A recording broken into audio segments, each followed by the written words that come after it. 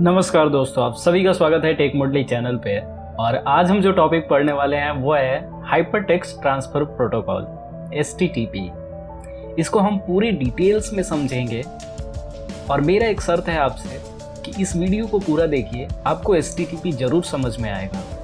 सीधा पॉइंट पे आते हैं। HTTP का पहले डेफिनेशन पढ़ते हैं। HTTP is a protocol which allows the fetching of resources such as HTML document. Web resources की बात हो रही है और वर्ल्ड वाइड वेब पे HTML डॉक्यूमेंट्स ही होते हैं। अगर आप वेबसाइट के बारे में थोड़ा सा भी जानते हैं तो आपको पता होगा HTML डॉक्यूमेंट क्या होता है। खैर, इस पे हम लेटर ऑन बात करेंगे। प्रोटोकॉल का मतलब होता है सेट ऑफ रूल्स। HTML का फुल फॉर्म होता है हाइपरटेक्स्ट मार्कअप लैंग्वेज। तो HTTP एक प्रोटोकॉल है, यानी कि सेट ऑफ रूल्स है जो कि HTML डॉक्यूमेंट्स को शो कराता है आपके ब्राउजर को। ठीक है, अभी इतना ही समझिए।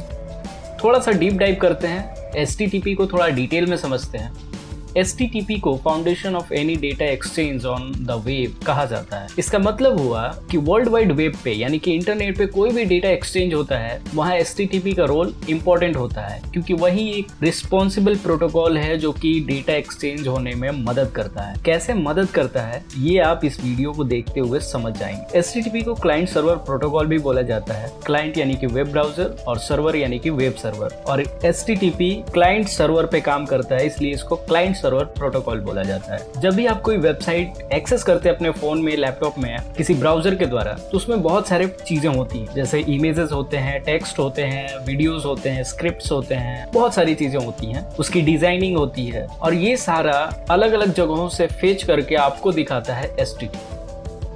इस इमेज को आप ध्यान से देखिए। मान लीजिए आपके पास एक फोन है, आपने कोई वेबसाइट लॉग इन किया है या फिर आप देख रहे हैं कोई वेबसाइट। वहां पे आपको कुछ टेक्स्ट दिख रहे होंगे, कुछ इमेजेस दिख रहे होंगे, वीडियोस और एड्स, ये सब चीजें दिख रही होंगी। मान लीजिए इमेज वेब सर्वर पे है, टेक्स्ट वेब सर्वर पे है, वीडियोस वीडियो सर्वर पे है और एडवर्टाइजमेंट्स एड सर्वर पे है। ठीक है, क्योंकि एडवर्टाइजमेंट भी कहीं ना कहीं होस्ट होता है, जैसे गूगल एडसेंस पे सबसे बड़ा है, सब लोग जानते हैं। वीडियोस है, यूट्यूब के वीडियोस एम्बेडेड होते हैं कई सारे वेबसाइट के अंदर। तो मान लीजिए यूट्यूब वीडियो सर्वर है, गूगल एडसेंस एड सर्वर है और बाकी वेब सर्वर है जहाँ पे इमेजेस और टेक्स्ट है। आपने किसी वेबसाइट को विजिट करा है और ये सारी चीजें आपको दिख रही हैं। आपका लैपटॉप किसी इंटरनेट से कनेक्टेड होगा या फिर जिस भी डिवाइस में आप वेबसाइट को एक्सेस कर रहे हैं वो इंटरनेट से कनेक्टेड है। उधर एड सर्वर भी इंटरनेट से कनेक्टेड है, वीडियो सर्वर भी इंटरनेट से कनेक्टेड है, वेब सर्वर भी इंटरनेट से कनेक्टेड है। उसके बाद ही इन दोनों में कम्युनिकेशन होगा। HTTP का काम क्या है? वेब सर्वर से इमेजेस टेक्स्ट को लाकर आपको दिखाना, फिर वीडियो सर्वर से वीडियो को ले आके दिखाना और एड सर्वर से एड्स को ले आके। तो क्या HTTP का सिर्फ इतना ही काम है कि वो डॉक्यूमेंट्स फेच करता है? नहीं,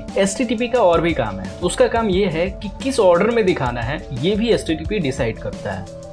अब HTTP के कॉन्सेप्ट की बात कर, जो भी मैसेज आपका ब्राउजर उस सर्वर पे भेजता है, यानी कि जिस भी वेबसाइट को आप ओपन करना चाहते हैं उस सर्वर पे जो मैसेज भेजता है उसको हम बोलते हैं रिक्वेस्ट। और सर्वर जो मैसेज रिटर्न में आपके क्लाइंट यानी कि आपके ब्राउजर को भेजता है उसको हम बोलते हैं रिस्पॉन्स। तो ये दो टर्म याद रखिएगा, रिक्वेस्ट एंड रिस्पॉन्स। कहीं भी आपको मैसेजेस नहीं सुनाई देगा। रिक्वेस्ट एंड रिस्पॉन्स ही वो चीज है जो इंटरनेट की दुनिया में हमें समझना होता है कि क्लाइंट की तरफ से यानी कि आपके कंप्यूटर, आपके ब्राउजर के द्वारा जो मैसेजेस भेजा जाएगा सर्वर के लिए, जो भी रिक्वेस्ट किया जाएगा उसको रिक्वेस्ट बोलेंगे। उधर से जो जवाब आएगा सर्वर का आपके कंप्यूटर पे, जो आपको कंप्यूटर पे दिखेगा वो होगा सर्वर का रिस्पॉन्स। उस टर्म को रिस्पॉन्स बोलेंगे।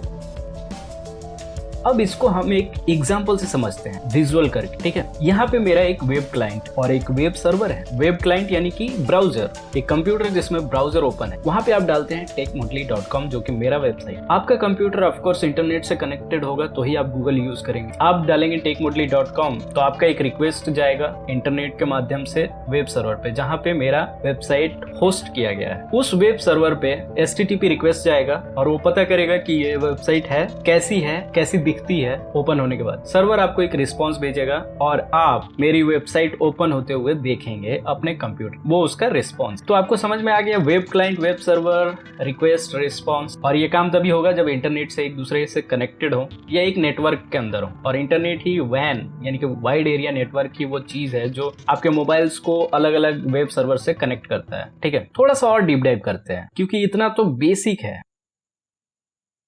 HTTP क्लाइंट TCP/IP या UDP जो कि नेटवर्किंग प्रोटोकॉल है उसको यूज करता है वर्ल्ड वाइड वेब पे रिसोर्सेज को शेयर करने के लिए। यानी कि मैसेजेस रिक्वेस्ट रिस्पॉन्स के लिए TCP/IP यूज होता है।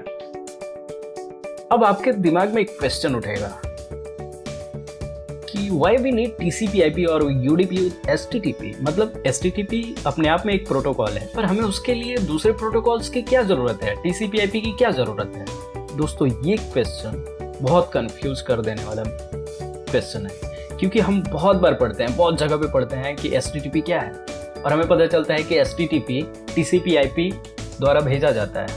फिर हमें ऐसा लगता है कि STTP खुद ही एक प्रोटोकॉल है, तो इसको दूसरे प्रोटोकॉल्स की क्या जरूरत है, वो मैं इस वीडियो में आपको क्लियर करके बताता हूँ।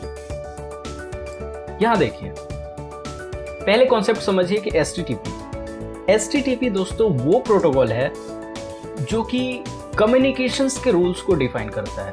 किसके बीच कम्युनिकेशन? सर्वर से क्लाइंट और क्लाइंट से सर्वर, इसीलिए इसको क्लाइंट सर्वर प्रोटोकॉल बोला जाता है।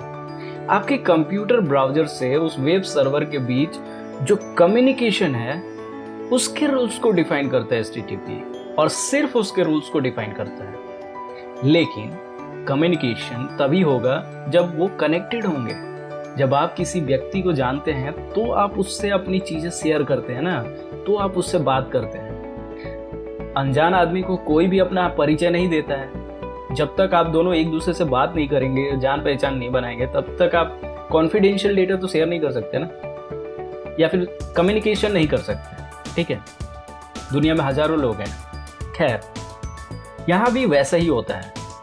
आपका कंप्यूटर पहले उस सर्वर के साथ एक कनेक्शन बिल्ड करता है, और वो कनेक्शन ऐसा कि वो STTP रिक्वेस्ट को सेंड कर सके और रिस्पॉन्स को गेट कर सके, रिसीव कर सके।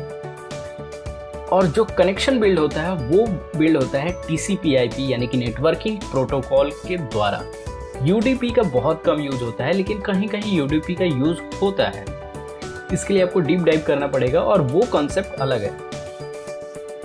तो अब आपको समझ में आ गया कि जो कनेक्शन बिल्ड करना होता है उसके लिए TCP/IP चाहिए होता है, और जैसे ही कनेक्ट हो जाते हैं तो STTP रिक्वेस्ट जाता है और STTP रिस्पॉन्स आता है आपके ब्राउजर के पास। होप कि आपको ये समझ में आ गया होगा। ठीक है, अब यहाँ पे हम थोड़ा सा रिकॉल करते हैं और STTP ट्रांजैक्शन लाइफ साइकिल को समझते हैं। और ये जो एग्जांपल है ना दोस्तों, इसके बाद आपको पूरी तरह से समझ में आ जाएगा STTP का काम। आप अपने ब्राउजर में जब www.google.com लिखते हैं, आप अपने गूगल क्रोम में या मोजिला फायरफॉक्स में या सफारी, किसी भी ब्राउजर में जब www.google.com लिखते हैं, तो आपका ब्राउजर सबसे पहले TCP/IP प्रोटोकॉल को यूज करता है और उस वेब सर्वर को कनेक्ट करता है, उसके साथ एक कनेक्शन बिल्ड करता है। क्योंकि हम यहाँ www.google.com को एक्सेस करना चाहते हैं, इसलिए www.google.com का जो सर्वर है जिसपे वो होस्टेड है उसके साथ कनेक्शन बिल्डअप करता है। आपका कंप्यूटर उस सर्वर के साथ कनेक्ट हो जाता है ताकि आप यहाँ पे www.google.com को देख सकें। उसके बाद ब्राउजर एक STTP रिक्वेस्ट भेजता है सर्वर के पास कि भाई मैं ये चीज तुमसे मांग रहा हूँ, तुम ये दिखा दो। कोई क्वेरी ही तो आप डालते हैं ना गूगल पे। सर्वर उस STTP रिक्वेस्ट को एक्सेप्ट करता है और इंटरप्रेट करता है। यहाँ इंटरप्रेट करने की जरूरत क्यों है, यानी कि ट्रांसलेट करने की जरूरत क्यों है? दोस्तों समझिए कि जो ब्राउजर STTP रिक्वेस्ट सेंड करता है उसको एक बॉक्स में सेंड करता है। ठीक है, वो बॉक्स बीच में नहीं खुल सकता, तो वहां वो सर्वर उसको ओपन करके चेक करता है कि इसके अंदर क्या रिक्वेस्ट आया है, मतलब जो मैसेज है क्लाइंट का वो क्या है, वो क्या मांगना चाहता है। अगर उसके पास है तो वो उसी बॉक्स के अंदर उसको रख के लौटा देगा,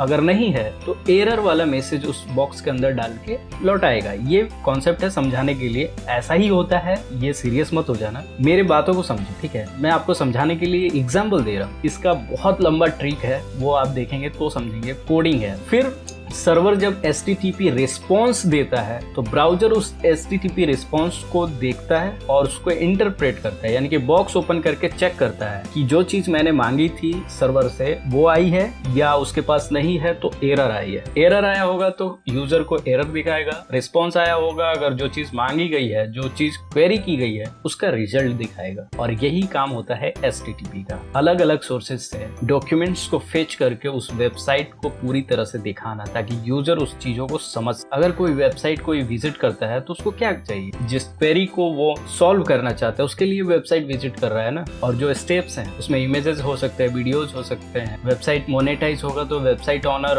और अच्छे से वेबसाइट को बिल्डअप करेगा, उसके लिए एडवर्टाइज हो सकता है। और ये सारी चीजें HTTP की मदद से एक वेबसाइट के अंदर एक क्लाइंट को यानी कि वेब ब्राउजर में यूजर को दिख। होप कि आपको ये वीडियो समझ में आया होगा। अगर फिर भी समझ में नहीं आया ना दोस्त, कमेंट कर दो यार, मैं पूरी कोशिश कर रहा हूँ। Thank you so much for watching this video. मिलते हैं नेक्स्ट वीडियो।